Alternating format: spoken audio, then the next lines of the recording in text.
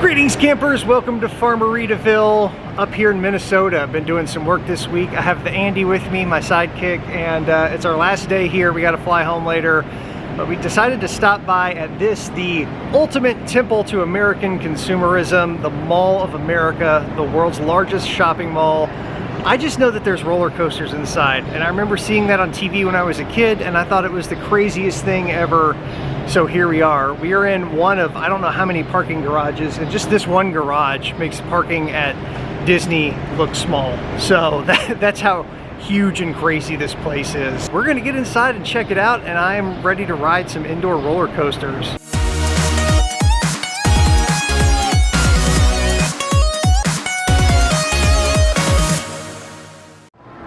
Our nearest mall entrance was near the Crayola Experience, and we get to go down this really long, really air-conditioned tunnel of Crayola stuff. Okay, we got to the end of the Crayola hallway. Now it looks like a shopping mall, a really clean one too, but in the distance I see a roller coaster. We have found the epicenter of the mall, and it is the theme park or amusement park that's in the mall. This is like being at the convention center in IAPA almost, but bigger rides, bigger everything. Look at this. This is crazy. I can't believe this is all indoors. My childhood mind is blown. Hell, my adult mind is blown. It's just like the chocolate room in Willy Wonka, but for roller coasters, which I, for one, wholeheartedly believe are better than chocolate. And up here is one of the many food courts. This looks like the fast food district. We walked in past the fine dining district food court, where, you know, we had Bubba Gump and Margaritaville and all that. But before we get to the margaritas, we got to investigate this amusement park situation, which I understand is now called Nickelodeon Universe. It's a Nickelodeon themed park. And oh wow, this is like Orlando for real. They got all the same tourist stuff, like gigantic Legos. Yeah, that's like the same Lego dragon face that's over at Disney Springs. And then they have what is cavemen fighting off the enemy, a minotaur, it looks like, fighting a Roman gladiator, biblically accurate, and Christopher Columbus, Terminator T-1000, and the feet of a Terminator, which is obstructed by the upper level. that's a Gundam. Or Transformer, sorry. No, it's not even that. Andy, Gundam. What she said. So as we're standing up here on this pathway, like we're overwhelmed. We haven't even gone down there yet. We're just taking it all in. But my production mind first noticed up ahead, there's all this truss with lighting and line arrays pointing backwards towards us, which is just the Lego stuff back there.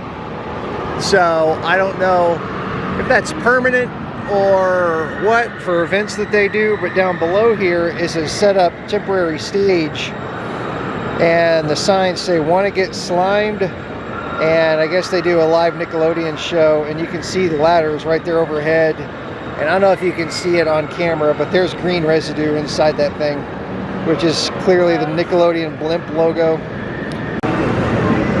We have our tickets that we bought from the kiosk, and we are on our way.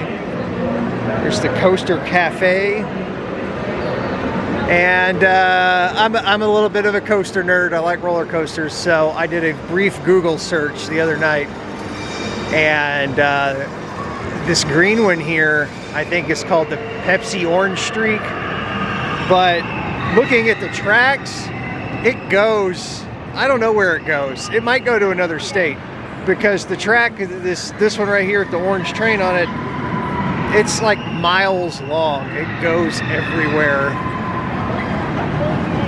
So I think I'm seeking that one out first. I think that's the one I want to do first. if we can find where to get on it. I saw the lift hill back this direction, so maybe we'll have luck. This is Teenage Mutant Ninja Turtles Shell Shocked, and I just wanted to watch this thing because I've never seen one in person. This thing's huge. Like when they were loading it, it didn't even look like it would be able to spin around without hitting the ceiling. And even standing here watching it, it's still crazy and super impressive how they got all these rides wedged in here together without hitting the building or the other rides. Just the brain power it must have taken Yeah. to like figure out how to fit all this in here. Impressive engineering just from a development standpoint.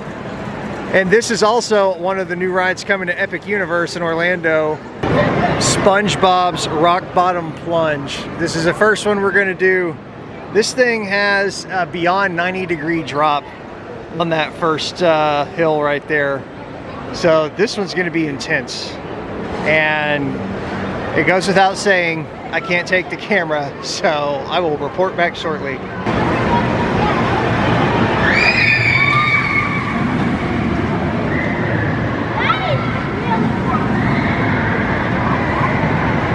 Holy crap, I'm awake. First ride of the day, I'm going on coffee stomach. I think Andy's awake. I don't know what I am. That was an intense kids coaster.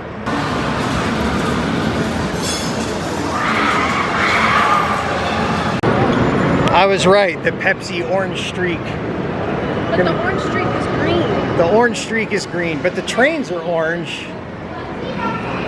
This looks like a fun one. No inversions, but lengthy. Just crawls all over the place.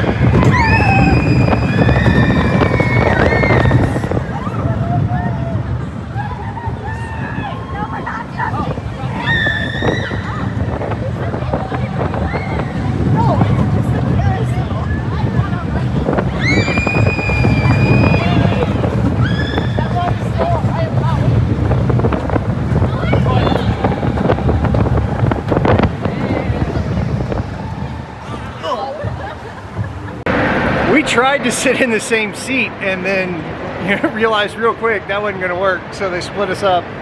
And that's cool, that's my kind of coaster. Really long, kind of dark ride element there in the middle.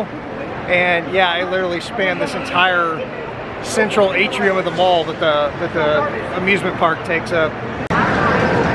We're in line now for the Fairly Odd coaster, which is the big orange and green one with spinning ride cars. And I'm just standing here noticing all the landscaping in here is super impressive.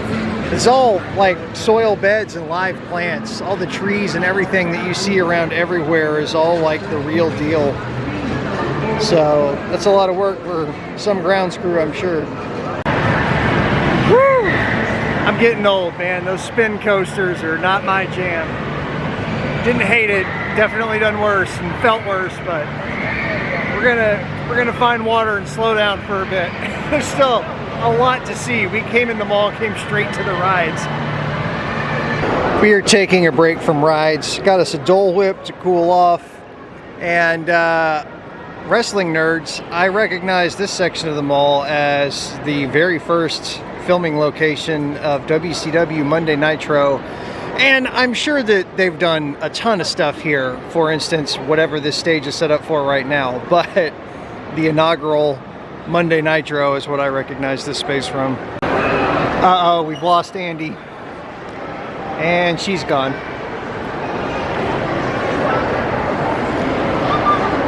None of that will fit in your luggage. I can make it fit. Well, we have done the first floor mall lap. We had a snack, we had a casual stroll, we saw some shops, and now we're back over here in the middle atrium and we're gonna ride Ghost Blasters because I am quite confident, I can't talk, I am quite confident that this ride won't beat the crap out of us. Oh my gosh. Andy, you gotta shoot the ghosts. I will shoot the and I'll ghosts. get it on film. Okay. And then we'll be on TV for like paranormal investigation. Now go get the real ghost. I got two hands. We can first person shooter this.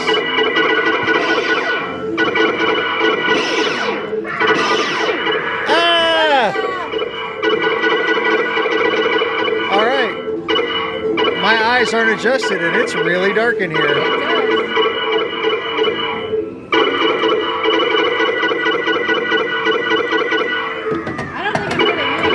I don't know that these guns work.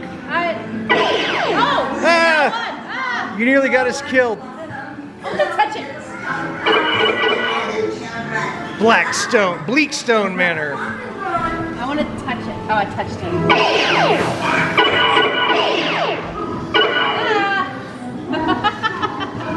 Oh, here we go. Oh, there we go. Madame Leota ripoff. Very nice. Oh, it's even got the things spinning around. Cool. Oh, the dining room. Haunted Mansion ripoff. This is in no way a generic copy of the Haunted Mansion, but in a lot of ways, almost every amusement park ride stole something from Disney. They just did it first. Is it gonna launch out? Whoa! Down with Professor Fearstruck. This feels like a Larry Kirshner ride. I feel like maybe Haunt World or whatever it is called, Haunt Productions. This might have been a ride his people did. Because it is. Endless hallway mirrors. Oh, the chandelier's gonna fall on us. Oh no! Because Phantom of the Opera.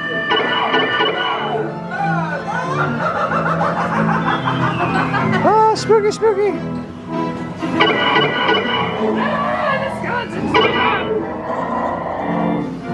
Ooh, the bedroom. Oh, there's two skeletons in bed. This is supposed to be a children's ride. She's got some big old titties. Ooh. Insert boner joke here.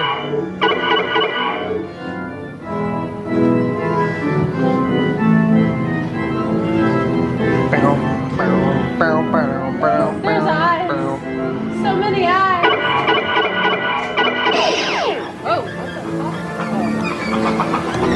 Oh, what the fuck?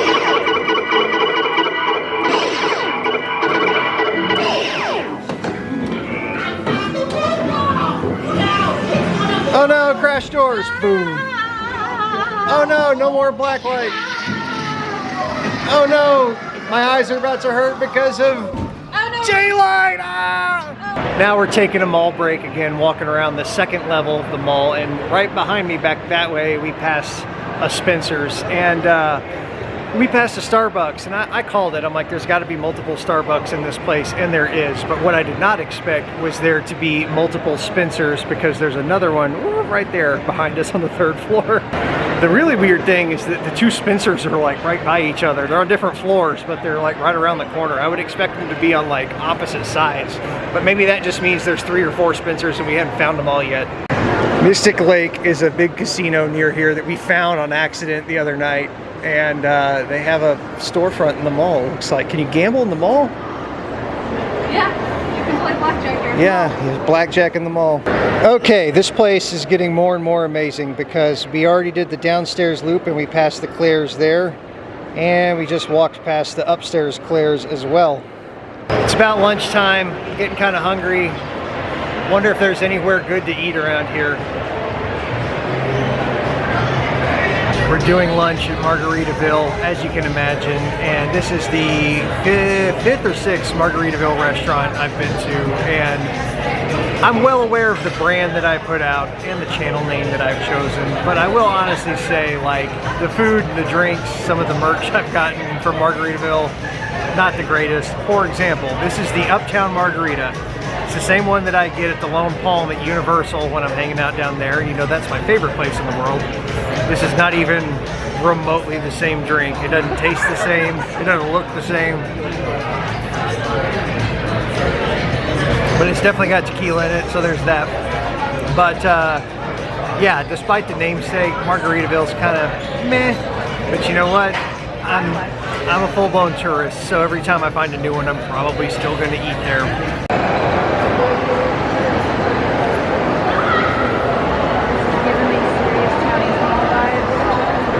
Now we're taking a lap around the top floor, third floor, and Andy made a good point.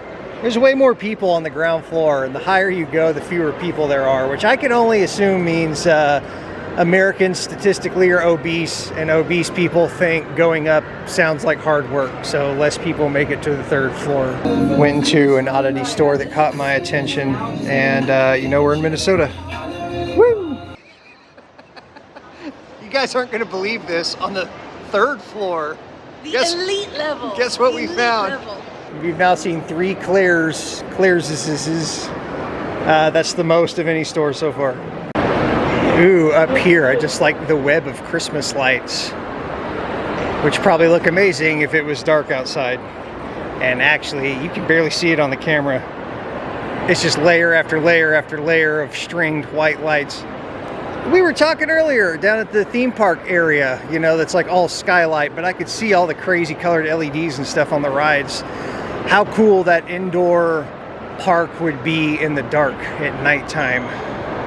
To come up here in the winter when they're open late. And now we have Tactical Urban Combat Blaster Battle Arena. Every mall has a food court, and now we're walking through the second food court. The first food court was a typical food court with like counter service, fast places. But this is literally an alleyway, the South Street Dining, and this is all like full service restaurants. Like every one of them's like a nice sit down steakhouse, Benihana type of place. Whoa, fear is here. There's nothing there. Where is fear? Oh, fear is actually over on this side. Apparently there is a new haunted house coming in, and it is not open until September, because you know we would check that out. And I also want to say that Onion Head's Revenge is a great name for a haunted house. So the employee just told us they open in September, which we read. But it looks really cool. Their artwork is really cool. American Monsters, Onion Head's Revenge, a new breed of haunted house. I don't know anything about it. They're not sponsoring this video, but there, go ahead and scan the shit out of that QR code and you'll know more than I do at this point. Looks promising though, I will tell you that. We have found our way back down into the park where I still have ride credits, and we're gonna do this log ride. A friend from the area whose opinion I trust on all things theme parks and fine dining said that we need to try the log ride here, so we're gonna do it. Well, the log ride looks fun, but we had to get out of line. It was moving way too slow. It ended up being almost a full hour wait, I found out, and unfortunately we got to catch a plane, so no log ride for us. Woo! We've been here for several hours, and I don't think we have skimmed the surface. Can you hear the airplane?